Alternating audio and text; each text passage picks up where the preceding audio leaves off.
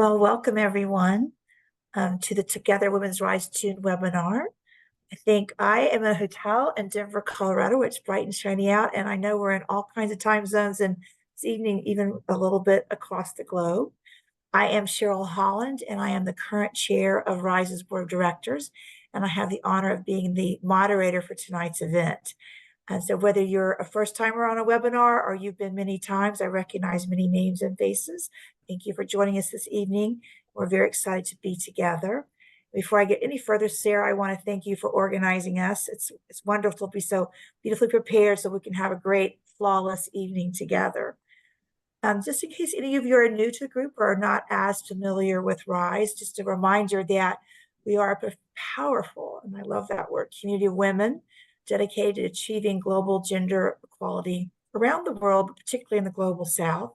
And not only do we learn, but we also advocate and provide grants for gender equality issues, particularly ones that will empower women and girls in low-income communities and build community to forge connections with each other and with those women around the world.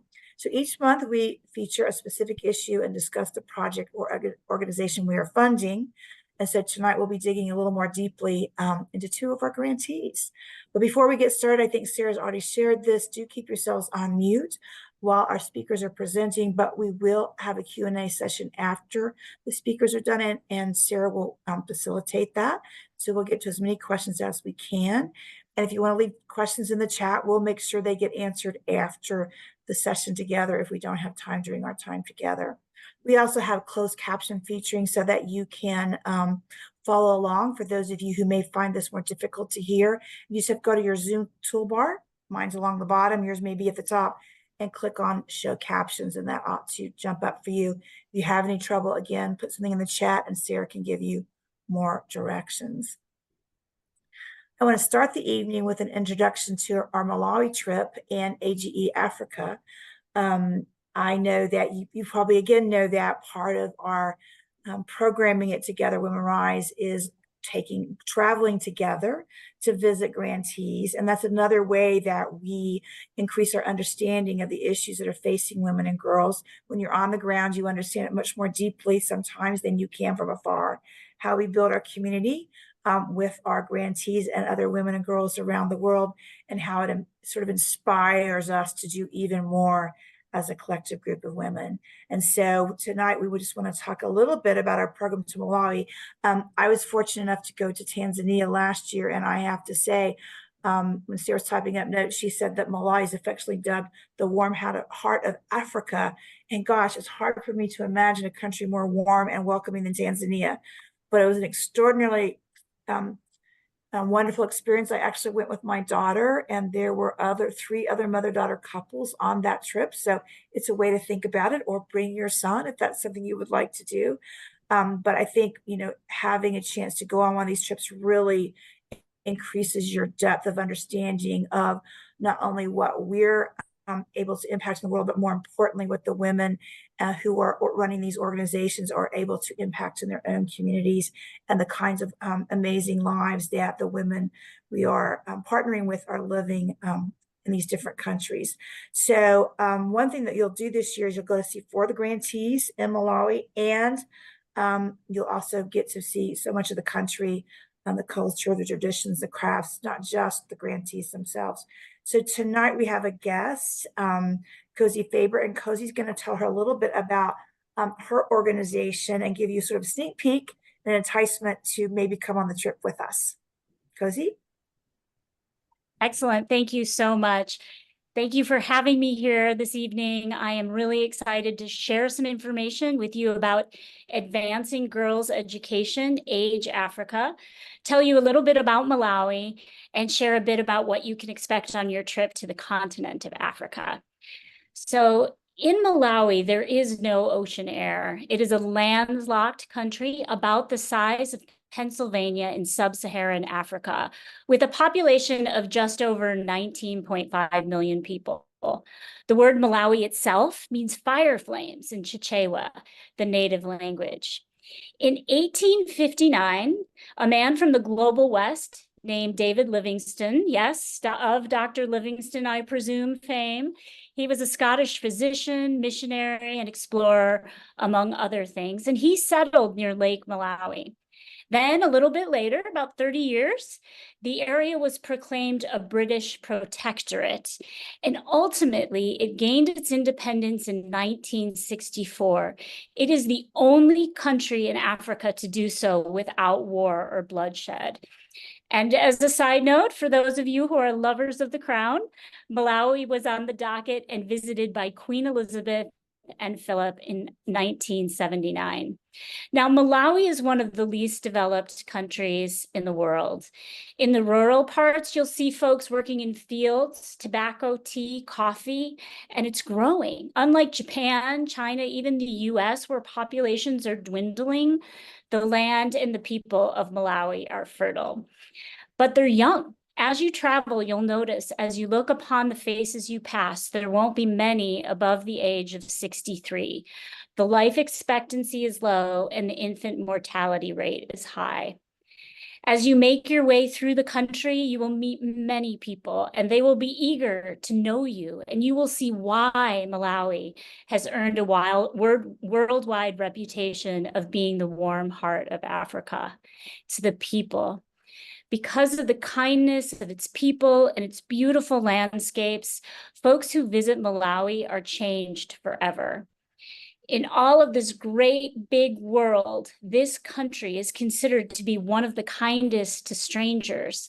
And it is also one of the safest places to visit or live in Africa.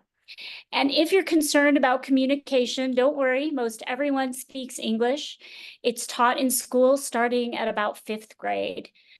Tourism is a big deal in Malawi, and that's why it's easy for Americans to visit.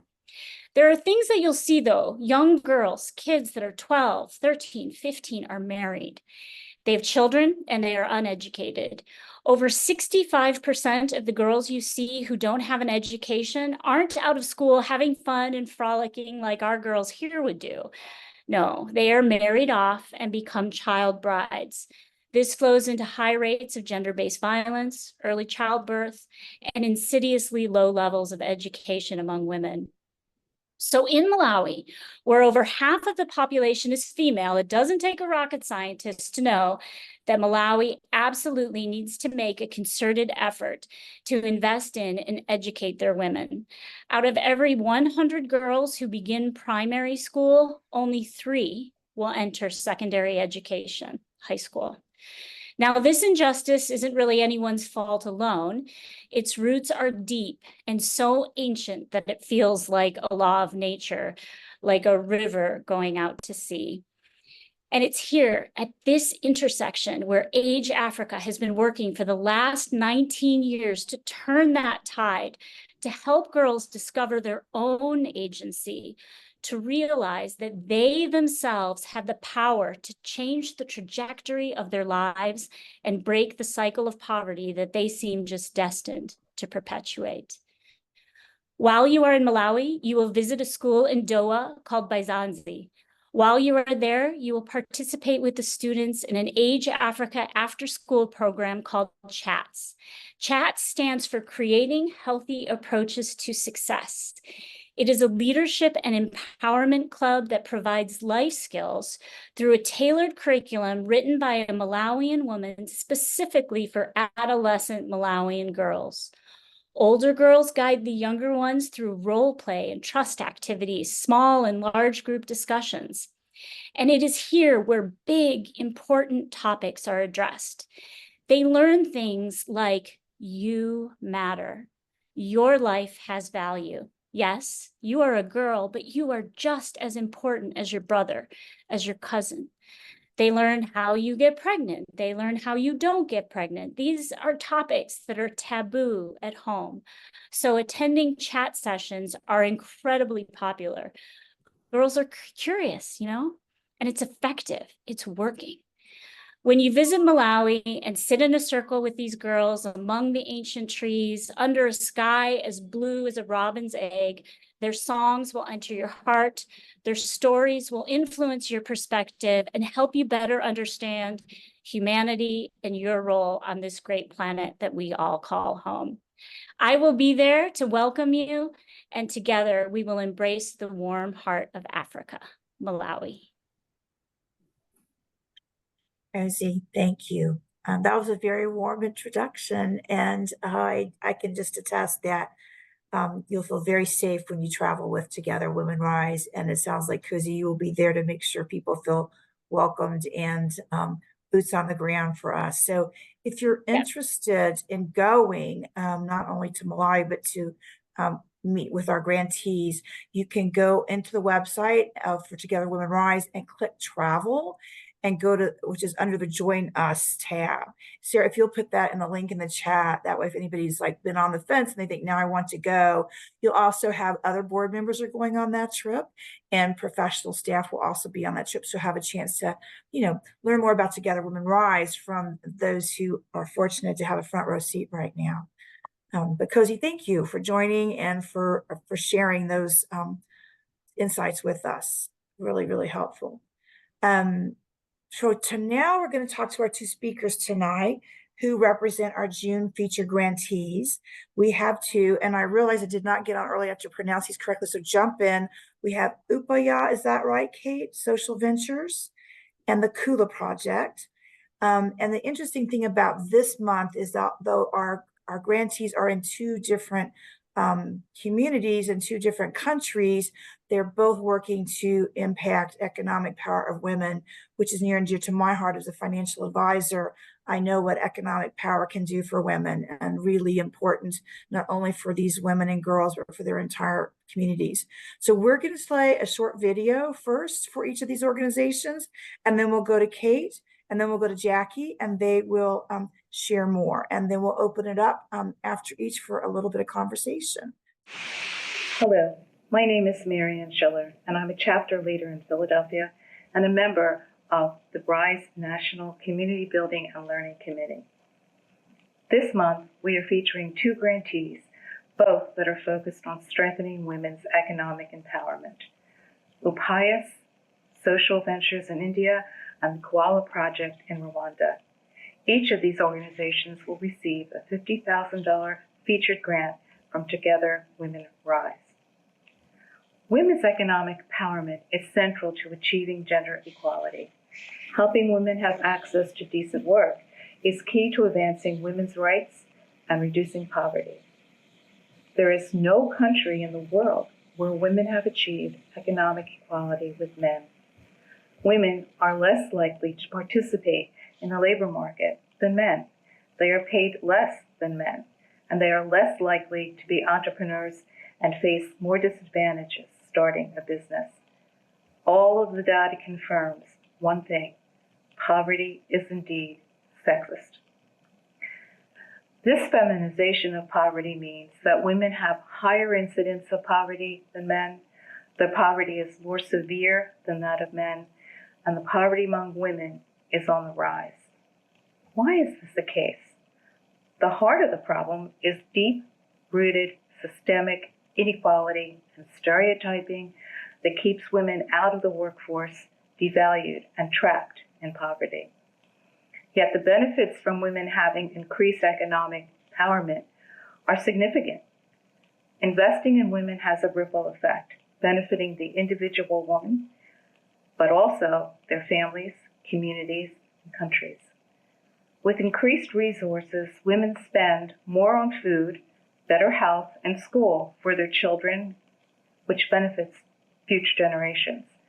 And the benefit globally, it has been estimated that trillions of dollars would be added to the global economy if women had the same job opportunities as men. The fact is that when more women work, economies grow. The Kula Project, one of this month's grantees, works to eradicate poverty through the development of entrepreneurs in Rwanda's coffee communities. The Kula Fellowship Program is based on the belief that when women have the tools and the opportunities to start and grow businesses, they can move out of extreme poverty and create generational change for their families. Upaya Social Ventures tackles women's economic empowerment in a slightly different way in India. Its mission is to create dignified jobs for the poor in the most underserved segments of India, especially women who face disproportionate access to quality jobs and fair income.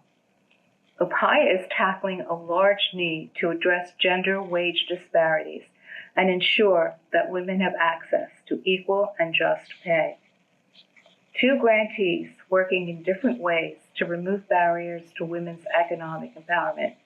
And these are excellent examples of the impact that together we are making with RISE's grant program. As we move into the summer months, our attention is drawn to vacations and family gatherings. Please consider setting up your automatic recurring gift with Together Women Rise so that you can continue to support our work each and every month. It's easy to do by visiting our website at togetherwomenrise.org. On another note, the deadline for registering for our fall 2024 trips is fast approaching. We'll journey to Malawi October 1st through 11th and to Cambodia November 7th through 18th. Space is limited on these trips, and you don't want to miss out on the opportunities to see firsthand the impact we are making as you visit multiple grantees in each country. More information is on our website. Thank you so much, and enjoy these videos from Upaya Social Ventures and the Kula Project.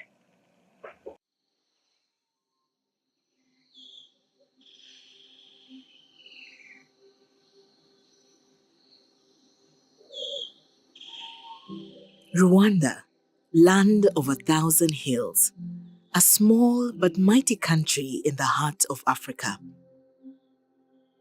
Currently, 52% of Rwanda's population lives in extreme poverty, including the majority of the 450,000 coffee farmers who live there.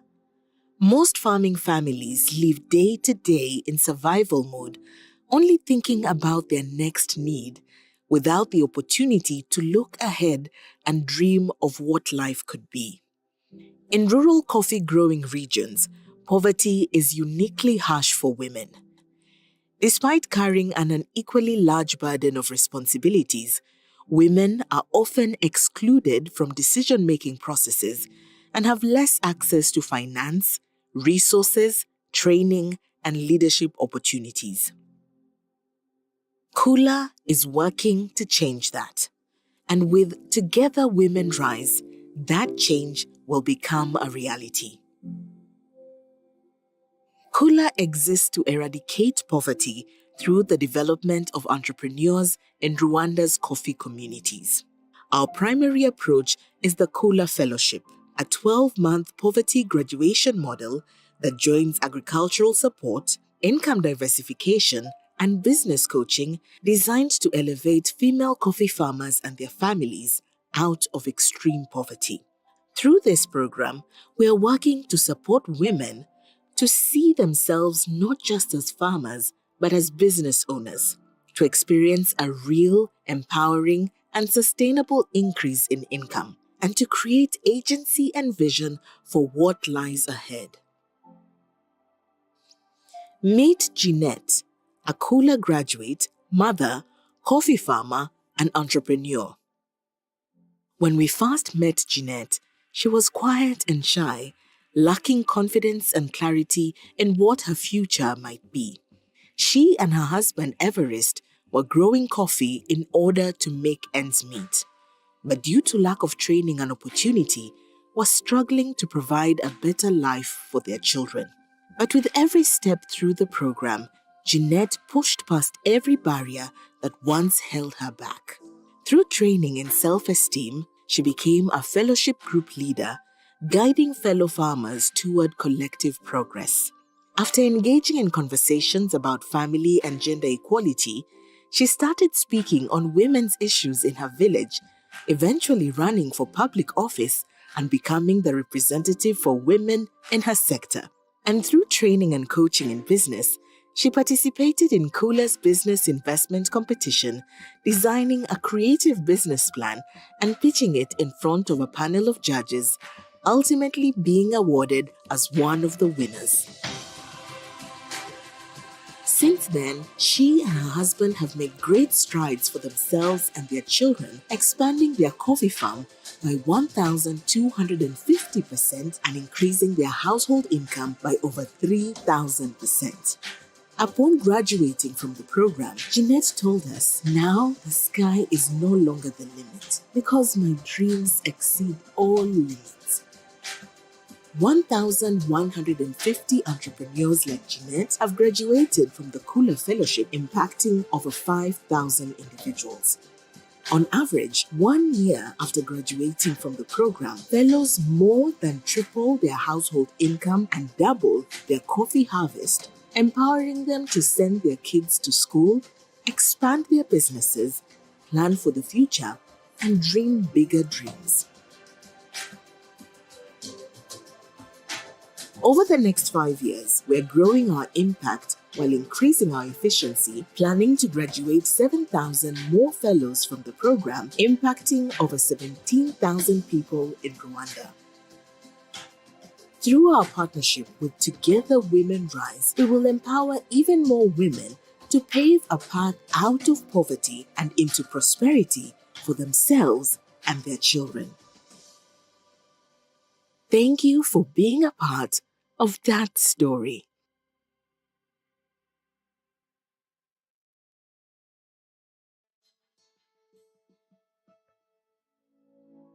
There are nearly 200 million people in India living on less than $2.15 a day. Those numbers are overwhelming, but imagine what this looks like through the eyes of a single person living in extreme poverty. Every day is marked by uncertainty. Each day is a new hunt for survival. The jobs that might be available are unreliable, and there's no dignity in them. Living this way means being forced to accept what meets an immediate need instead of planning for your future and trying to create a better life for your family.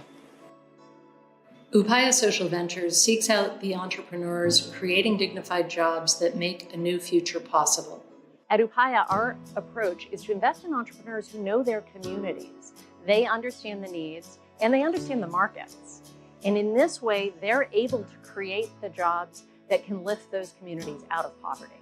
In our history, we've invested in 39 companies across 16 states in India and created over 38,000 such jobs. Remarkably, nearly half of these job holders are women. And there's something that we've always assumed, but now we're proving it with our women job holders. When women earn income, they are more likely to invest in their families. They send their children to school. ನಾವು ಈ ಕೆಲಸಕ್ಕೆ ಸೇರ್ಕೊಂಡ್ಮೇಲೆ ತುಂಬ ಕಷ್ಟಗಳು ಎದುರಿಸಿದ್ದು sir. ಇಲ್ಲಿ ಸಂಬಳದಿಂದ ನಾನು ನನ್ನ ಕುಟುಂಬ ನೋಡ್ಕೊತಾ ಇದ್ದೀನಿ, ನಾನು ಒಬ್ಬಳೇ ನೋಡ್ಕೊತಾ ಇದ್ದೀನಿ, ನನ್ನ ಮಕ್ಕಳಿಗೆಲ್ಲ ಎಜುಕೇಷನ್ ಕೊಡಿಸ್ತಾ ಇದ್ದೀನಿ, ಮತ್ತು ಮಕ್ಕಳು ಊಟ ತಿಂಡಿ ಬಟ್ಟೆ. They buy nutritious food and repair dilapidated houses. পাইয়া চলিব পঢ়ি খাব পাৰিলোঁ আৰু ময়ো অলপমান বস্তু কৰিলোঁ ঘৰত। সেইখিনিয়ে ঘৰত বস্তু মানে ইয়াৰে পইচা দি ময়ো চকেছ এটা আনিলোঁ, বহুত কিবা কানি কৰিছোঁ আৰু ফেন চেনো আনিলোঁ বা ডাইনিং চাইনিঙো কৰিলোঁ। তাৰমানে যিখিনি আছে ঘৰত চবখিনিয়ে কৰিছোঁ আৰু। All reversing the vicious cycle of extreme poverty to create a virtuous one of upward mobility. सपने तो बहुत ही है, सपने तो बहुत ही देखती हूँ, भगवान जाने पूरा होगा कि नहीं, पूरा बच्चा ये करे वो करे, सपना तो बहुत ही है.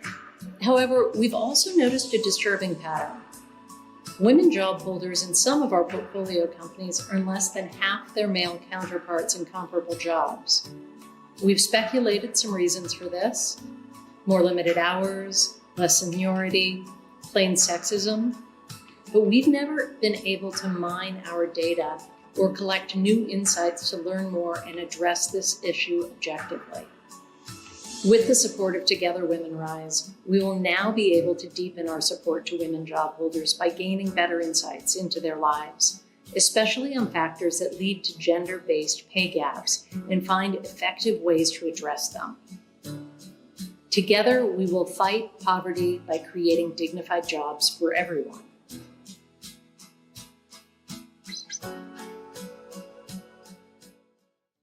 Back. That was a great introduction to both of those grantees. And aren't we just so fortunate to have both of these inspiring women with us today? So I want to first introduce Kate Cochran. Kate is the CEO, and you saw her of Upaya Social Ventures, and she has much depth of resume in other nonprofits around the world in developing countries. And she has had a lot of executive roles at Unitas, which was a microfinance accelerator. So you can see where her passions lie and why she's a great leader for this particular organization. We also have with us tonight Jackie. Jackie is Kula's executive program director, and she's here with us at 2:30 in the morning. So we want to celebrate her for just that alone. She's the executive programs director, and she oversees and casts vision for the entire program and leads their entire Rwandan team. She too has a great background in project management, a bachelor's degree in finance and accounting, and she has 12 years of experience in nonprofit organizations. And I love this statement that she had a passion to serve and to develop communities in Rwanda through her own organizational, interpersonal, problem solving, and conflict resolution skills. So welcome to both of you this evening. Jackie, I think I'd like to start with you. I thought the video was an excellent overview about what you all are doing to eradicate poverty through the development of women entrepreneurs in Rwanda's coffee communities. But can you tell us a little bit more about the Kula Fellowship and what that means for your organization and the women in Rwanda? Thank you so much. I hope you can hear me. Yeah, I'm Jackie, and I'm just happy to be with a group of women. It's a joy. So Kula Fellowship, back in days in 2015, founder of Kula came to east part of Rwanda, and by listening to coffee farmers and by sharing and by hearing different needs and opportunities, we, as Kula, we realized that supporting coffee farmers is very important, especially women in coffee farming. And when we talk about why coffee, I want just to start with like why coffee, like of all products. It's because really women coffee farmers face a lot of challenges, and from the video, we realized that 45,000 people in Rwanda out of 52 who lives in poverty, they are coffee farmers. And the reason why Kula wanted to support women coffee farmers is that coffee takes a lot. It asks a lot of inputs, but also it's a long-term investment, and it can have big return on investment other than other crops, if we have right resources and the right trainings. So, and with that, when we talk about the women we are supporting, they are married, most of them are married, and few of them are single mothers. They are in their 40s. They live deep in the village. They have less access to infrastructures. Their wish is just to have increase in income so that they can take their kids to school, so that they can have access to finance, so that they can have access to health insurance, and so on and so forth. So as through the theory of change, Kula started Kula Fellowship. What's Kula Fellowship?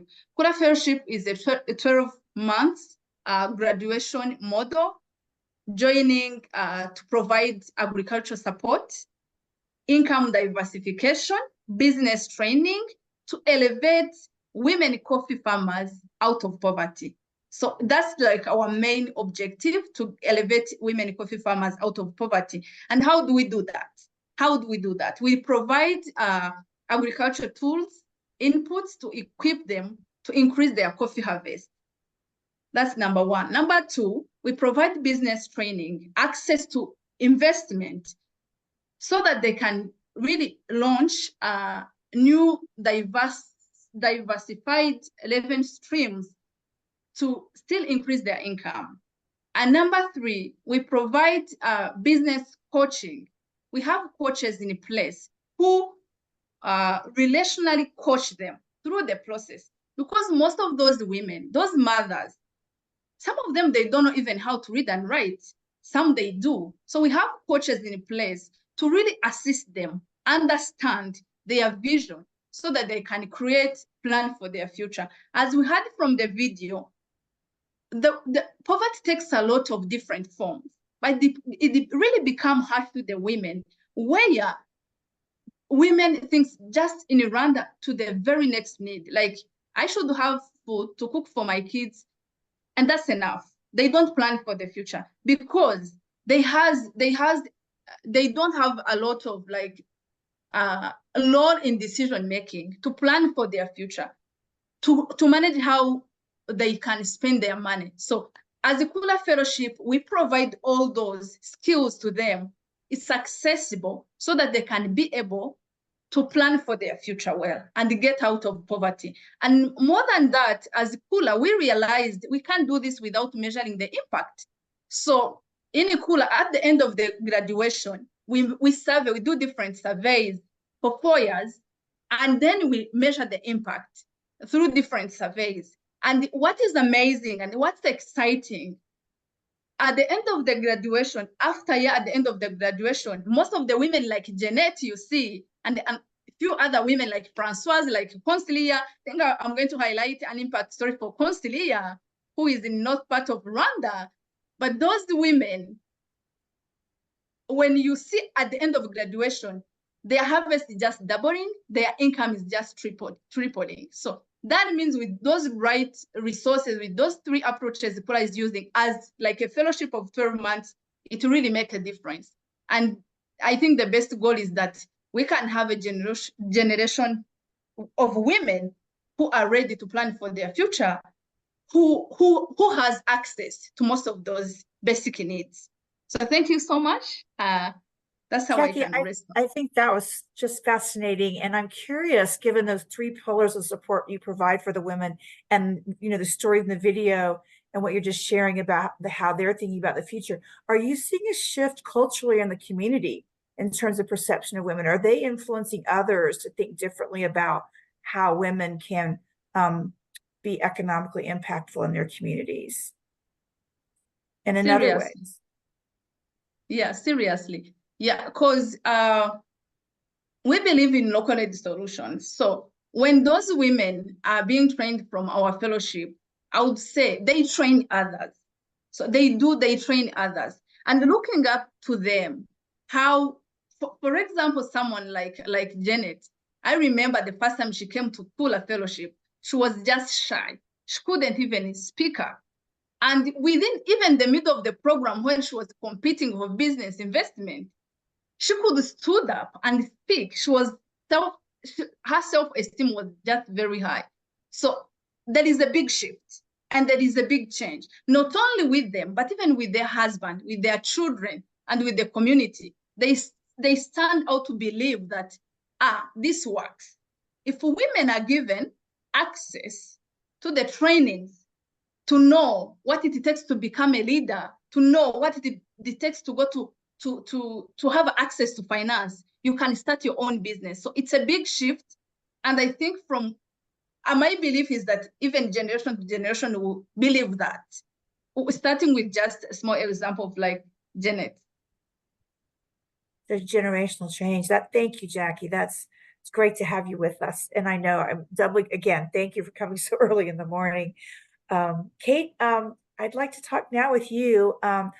Tell us a little bit, sort of broaden what we heard on the video about Upaya Social Ventures and what they're doing in early stage companies for women and men, but particularly women in extreme poverty.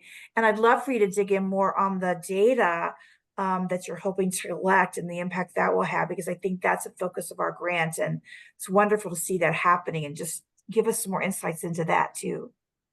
Yes. And first of all, just thank you. Thank you for the support. Thank you for letting me be here. I have a kind of fun Together Women Rise connection in that I was working at a microfinance organization back in 2007, and then Dining for Women provided a grant to us to help a woman start a microfinance organization. And even though microfinance in India in the early 2000s was largely catering to women borrowers, most of the entrepreneurs starting these MFIs were men. And we wanted to help a woman. And so I love that we have this connection, but it's also kind of a nice starting point to describe Upaya, because Upaya grew out of that organization. There were many of us working in microfinance who saw that there is a population not being reached, who shouldn't be taking out loans. They know that people living in extreme poverty needed the stability of a job. And so 3 of my colleagues founded Upaya with that as a dream. And, by 2018, we realized that actually, we hadn't started with a gender lens, but we needed to put that into our practices. And so we said in 2018, we're going to invest in a balanced portfolio, half male entrepreneurs, half female entrepreneurs, and we're there, I'm pleased to say now. But then last year we doubled down and said, actually, not only do we want to have our entrepreneurs be balanced, we want to be investing in companies that create more jobs for women. We really believe that our end goal is fighting extreme poverty. And, as was very eloquently said that in the introduction, we know that poverty is sexist. You're more likely to be a woman if you're in extreme poverty, or a girl than a boy. And so last year we started a new strategic plan, and so we're looking for companies that are creating jobs for women, and we're asking our existing investees to report all their data back to us on a gender split basis for the first time. And I have to kind of do a shout out. It's not 2:30 in the morning in India right now, but it's 5:30 in the morning. And the woman who's leading this work right now joined the webinar, which thrills me. So we've been looking at this data, and what we're seeing, we're so pleased with all of the impact metrics we've seen over time until we split it by gender. And overall, we're seeing great increases in income and quality of life indicators. But when we look at income, male versus female, across job types, across industry types, all across our portfolio, women are earning less money. And we first started noticing that anecdotally, and now have data to support it. And if you go to our website, you can see it's actually on our dashboard. And so what we're looking to do this year is dig deeper on that to understand why. As the video mentioned, and I don't know if I'm the only person who just cringes when I hear my voice on a video. So I hope I wasn't making faces. But on the video, it said, there could be good reasons. There could be women are choosing to work fewer hours because they're balancing work with home responsibilities, or it could just be sexism, or it could be differentiation in jobs. We've got, several hypotheses that we're going to be digging into in focus groups later this year, as well as interviews with the entrepreneurs. But what we have already started doing is we have always collected data on every company we invest in. And so we've had 2 surveys done so far in 2024, and we've woven in new questions to not just get at the wage gap pieces, but also about the sort of enabling environment. Is this job good for you as a woman? And Akanksha, who's on the call, has crafted some very smart questions about decision-making. I really appreciated Jackie bringing that up, because decision-making is a key element in women being able to move their families out of poverty, make good choices. So I do have a couple of data points. I promise I won't read a lot of data at you. 70% of the job holders that we've surveyed so far this year are saying that they're able to make the financial decisions in their family now, which is not typical, I think, in a lot of households. 59% of these jobs are now elevating them in the eyes of their family members. And the one that I was most pleased to see is almost all, 81%, are saying they are redistributing responsibilities at home. Now that they have jobs, they're bringing home money, other people are picking up some of the jobs that they used to be responsible for. So we think that those are really great signs, but these are, we're just getting started, and we're looking forward to sharing all the things that we learned from the data over this year and next year. Thank you. Kate, that's a very in-depth and very thorough overview of what you all are doing, and I appreciate that using data to drive decision making individually and collectively is so important. I guess these questions are for both of you, and you've touched on them a little bit before. But first, when you answer the first question, I'd love for each of you to tell me the origin of the name of your organization too. I meant to ask that earlier. I'm always interested in, and I love when Cozy talked about what Malawi means. So I'd love to hear that. But also talk a little bit, we sort of touched on this, how you're seeing the feminization of poverty. We've talked a little bit about that, but talk a little bit more about that structurally and any trends or exacerbation of issues that you've seen over the past decade or so that you all have been doing this work would be very interesting to hear. Okay, you want to go and then Jackie? Sure. So first of all, about our name.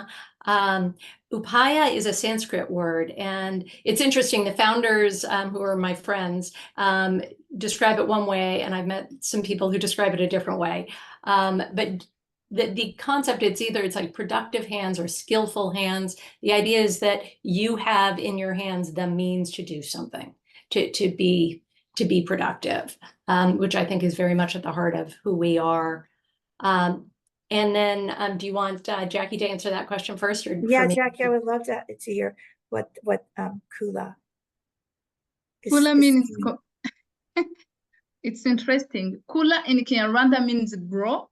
In Kiswahili means eat. But Kula was from Hindu word from India, which means community at heart. So it's not a double entendre, it's a triple entendre. I love that. Well, let's open the floor to talk a little bit about trends you're seeing in the feminization of poverty. I think one thing that Rise is interested in is sort of a little in how we might impact structural change. It's one of the things we are thinking about being thought leaders with, in addition to our very critical grassroots work. So I'd love to hear from the two of you on that. Yeah, I'll speak sort of conceptually and then just give an example. And one of the things that we are seeing across genders is, people are leaving their ancestral villages to come to cities because they can no longer earn a living, and climate change is a big part of that. One thing that I've personally observed is I have gone to meet with partners and met with their job holders and learned that very often they're women alone because their husbands have gone to the city and are trying to earn some money, have left them to manage the farm on their own or try to, at least eke out enough, subsistence farming for the family, which is a very precarious situation. I was in Odisha, which is a state I'd never been to before, in March, and it's beautiful, very rural, and doesn't have all of the advantages of many states in India. And I met so many women who are in this situation. But the partner, and I'll give you an example of, sort of how we're trying to think about this, and I appreciate that you're thinking systemically. We're supporting a partner. We invested in a company that's a goat bank. If you think about microfinance, you give out small loans that are money. What this company does is they give out 2 baby goats, again, almost always to women. And if Mother Nature does what Mother Nature should do, over 24 months, these 2 goats become 8 goats. 4 goats go back to the goat bank. The other 4 goats belong to the household and become a productive asset for them. And the women we met who had been trying to farm, what was left in, their family's land, now had this much more reliable source of income. And so one of the things we're looking for when we look for companies is, are you creating jobs in the areas where there aren't any other alternatives and that can become profitable companies that you can sustain and keep growing them?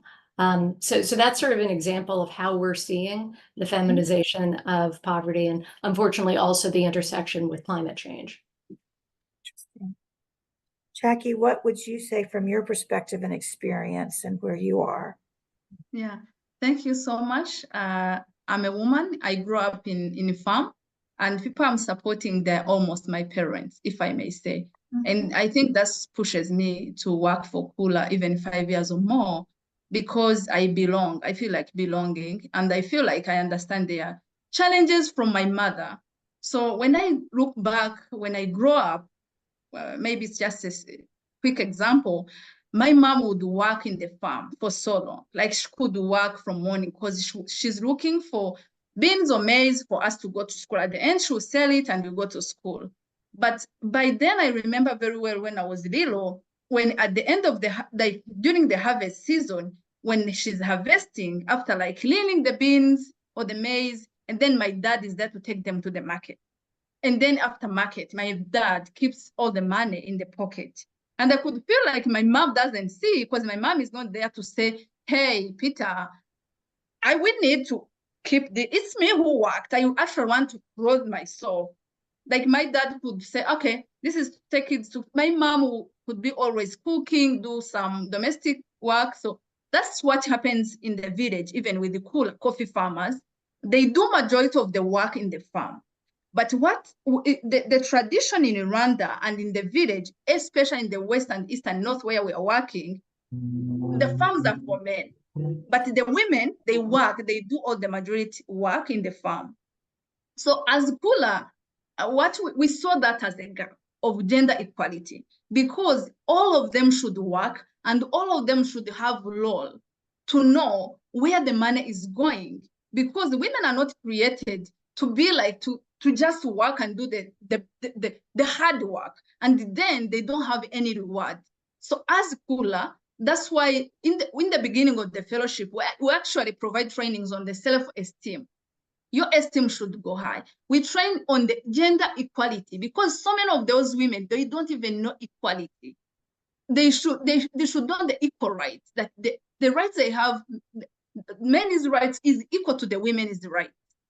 I always give myself as an example when I get a chance to go to the field. I say, I have a job, I work, I drive a car, my husband has to drive a car. We go home, we have to share responsibility. You also can do that. So, but because I have a background, I understand how they feel. So as a college, we provide trainings like on the household vision, where a man and a woman, they sit down and draw a budget and a vision for the family, at least for 5 years. We provide the financial stress training to help them to have access to finance. And as the Kula, we actually provide the grant investment, and we inject some loans to the VSLA in the village, so that women can actually have access to loan and pay less interest, so that they can start those new revenue streams. What do I mean here? I think the work as Kula we are seeing is to just break that gap of understanding that women should do the hard work, but they don't contribute in the plannings. They don't make decisions which to sell, where to build the house, when to get loans, when to pay back. Like the one of the biggest, I think, which I feel like it's the economic power, how we are empowering women to strive for the future, is just to understand the equal rights between a man and a woman.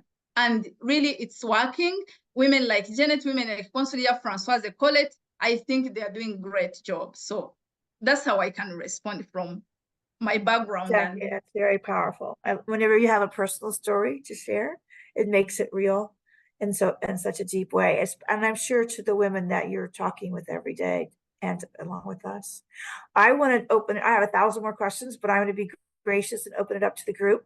I do want to say one thing before we transition to Sarah and the group chat is to remind all of us, as Miriam did in the beginning of the video, that if we can go to our automatic deductions every month for a rise, that really is quite powerful, because we can predict more easily what we're going to be able to give as a grant. And secondly, you might have read in the dish, we're asking everyone to increase by 10%. And that's not possible for everybody, but I encourage each of you to do that tonight. Just go on and log in, increase by 10%, and to encourage your friends that come with you to do the same thing. We can do even more with all of our resources together. So I want to make that little plug for our collective economic power at Together Women Rise too. So Sarah, I'm going to turn it over to you. Thank you both. That was just a delight and a joy. And let's see what our friends have to ask too. Thank you so much. So as of now, I think we have one question, which is for Jackie. So if anybody has any, please put it in the chat and we'll read it out. But for Jackie, Superreader is wondering, how do you find investors? Was the question. And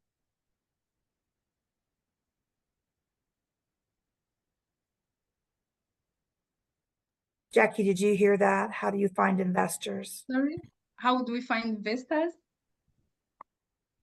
That's a great question. Yeah. Oh, I think our action speaks because I personally do a lot of advocacy.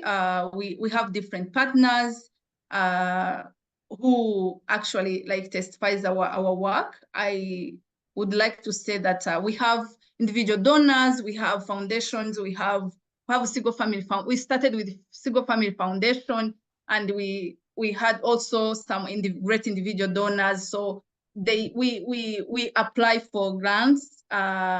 We do have corporates who supports us. So the way we do that is just by sharing stories and impact stories for our women.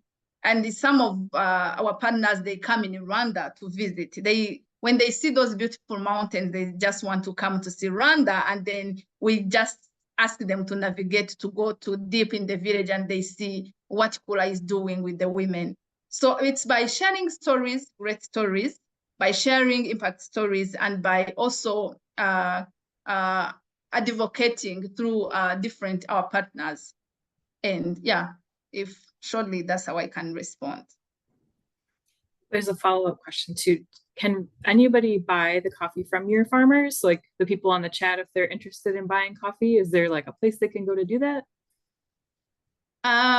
Yeah, so far we don't sell coffee online, but we have we export green coffee, and we export them direct from our women coffee farmers. Like in West Part, we have a wet mill, because it's deep. It's like you cross a river to like 50 minutes on the boat, on the wooden boat, and they couldn't afford like washing stations. So Kula, we built a washing station, and we have coffee, but we export green. So, but we have great coffee. So if you come to Rwanda, we can serve a nice coffee. But also we have some coffee in United States, in Atlanta. If you go to Atlanta, there is some of our coffee. But also you can contact us and you can see how we can give you coffee. But really, we do, when we get 10% of the sales, it comes back to the women coffee farmers for support.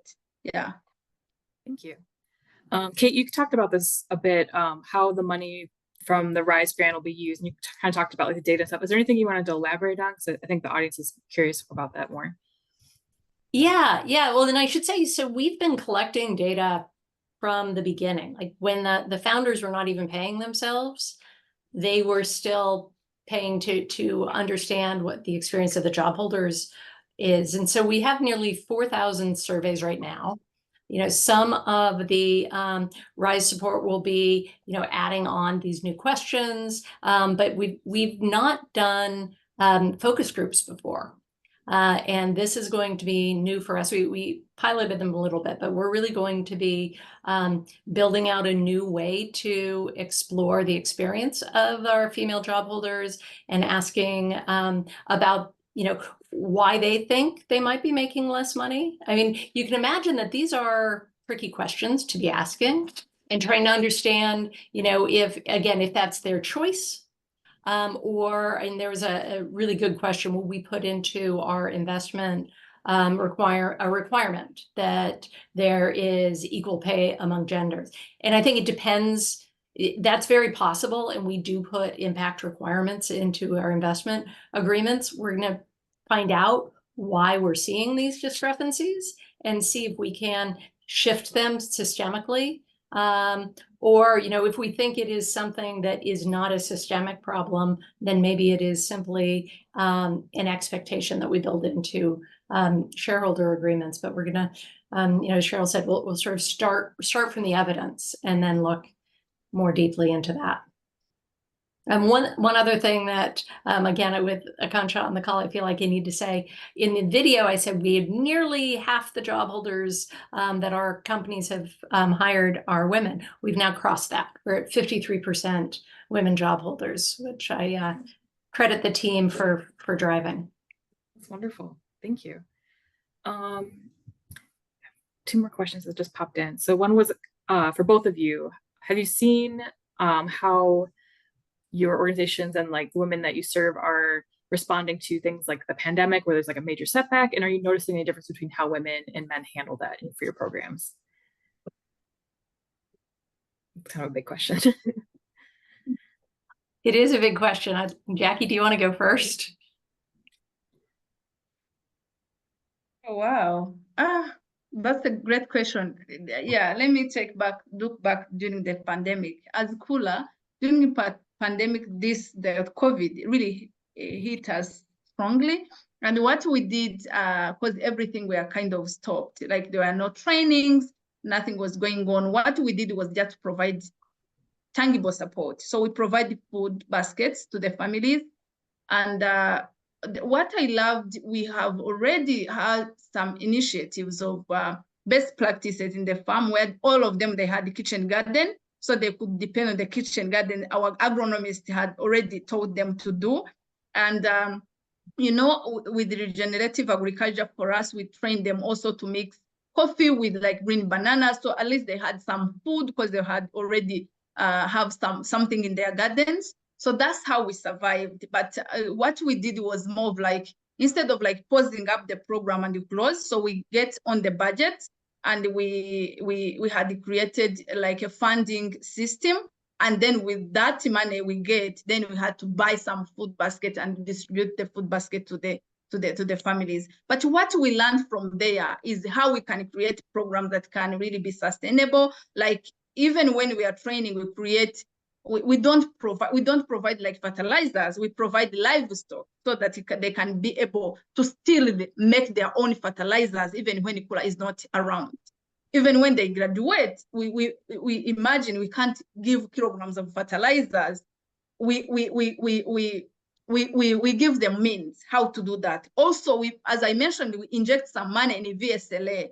Even when Kula was not navigating in the village, but their VSLA was working and they were using mobile money to at least get still contribute and be able, for those who can have, and most of our businesses, most of our small businesses, we call them bushari, it's in Rwanda. So some of them are like selling tomatoes, selling avocados, eggs. So it's still, so they were still having something to do during that time. So, but really, it's a strong question, and it's a reasonable one. I think we need to think creatively how other pandemics we can be responsive, and we can be able to support our beneficiaries, our fellows. Thank you. That was a great answer, and I can't elaborate too much on it. The only thing I will say, though, is one thing we did observe is because most of the job holders in our portfolio companies had a formal relationship with a company. They were companies founded by social entrepreneurs who were really looking out for them. They had much more protection than what we observed from, traders and, micro entrepreneurs who were just out there on their own. And, when everything locked down, they no longer had income. And we had our entrepreneurs literally going door to door, giving out food, even if their business wasn't working. So it was definitely hard. I can't say that I saw a gender split there. I was wildly impressed with all of our entrepreneurs, whether they were men or women, the way they tried to protect their job holders.